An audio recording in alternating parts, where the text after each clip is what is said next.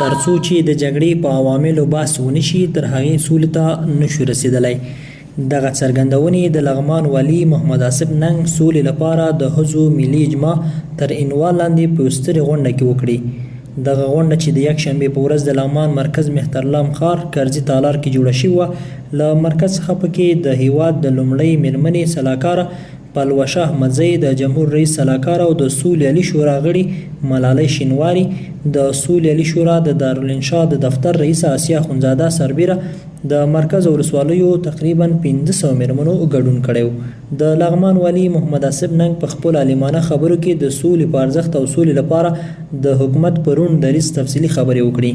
نوموړي وویل په افغانستان کې روانه جګړه په افغانانو تپل شوې او افغان ملي امنیتي ځواکونه مکلف دي ترڅو له خپلو نواميسو او مقدساتو ساتنه وکړي. والي محمد آصف ننګ زیاته کړه تر هغې چې د جګړې په عواملو خبرې ونشي او د روانې تپل شوې جګړې چې نه وچه نشي، نو ستونزمنه به وي چې موږ او تاسې د سولې ته ورسیږو. نوموړي د هیواد د لومړۍ میرمنې د دفتر او د سولې علي شورا له لوري په ځایونو کې د دغه ډول غونډو جوړېدل مهم وبلل او یادونه یې وکړه چې د روانو ناستو په لړ کې به د ښځو له ادرسه د سولې رښتینی غږ راپورته شي. ښاغلي ننګ د سولې علي شورا غړو ته په خطاب کې یادونه وکړه چې دغه شورا دې په یو تحقیقاتي مرکز بدل شي، د سولې شورا په غړیتوب کې دې رضاکارانه غړي زیات شي او د متقابل طرف ماهیت دې واضح شي. ورپسې د جمهور رئیس سلاکار او د سولې علي شورا غړي ملالۍ شینواري خبرې وکړي او یادونه یې وکړه چې په هیواد کې روانه جګړه کې تر ډیره میرمنو قرباني ورکړي او لا هم له دغه ناورینه ځورېږي. کلونه کېږي چې په افغانستان کې جګړه روانه ده، ډېر کلونه او ټول زیات په دې جګړه کې چا قرباني ورکړې ده؟ ښځو قرباني ورکړې ده. افغان ښځو تر ټولو زیات قرباني ورکړې ده. دلته که میندې، خویندې او مېرمنې د کور د سولې استازي نه شي، دا ټولنه به کلونه موږ او تاسو د سولې مخ ونه شو نیولی.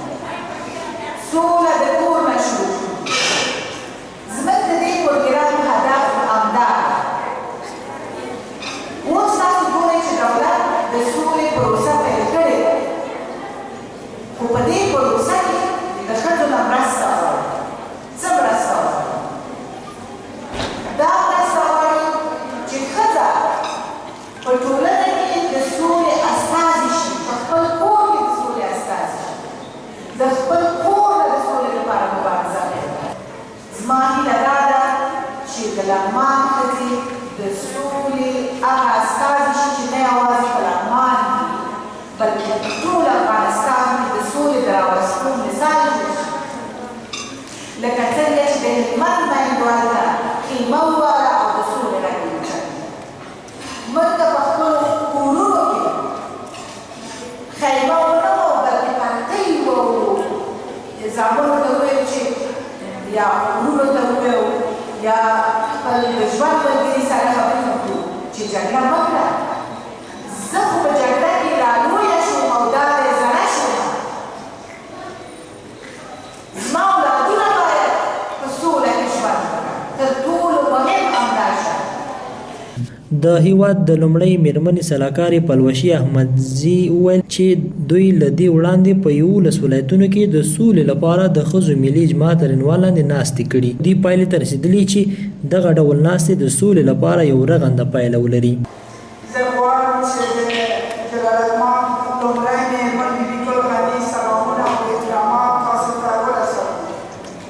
جلالالمآب لومړۍ میرمن باور لري چې افغان ښځې قوي او شجاع دي او افغان میرمنو تل خپل قهرماني په بېلابېلو برخو کې ثابته کړې ده.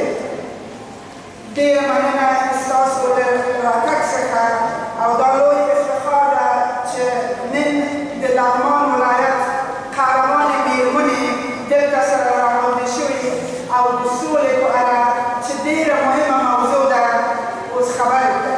د اجنډا مطابق د سولې په ارزښت او له جګړې کرکې تر عنوان لاندې چمتو شوې ویډیو هم ګډونوالو ته وړاندې شوه او د یو پنل په شکل څو لغمان میشتو میرمنو د سولې په روانه پروسه کې د ښځو د ونډې په اړه بحثونه وکړل او د تالار د ګډونوالو پوښتنې ځواب کړي.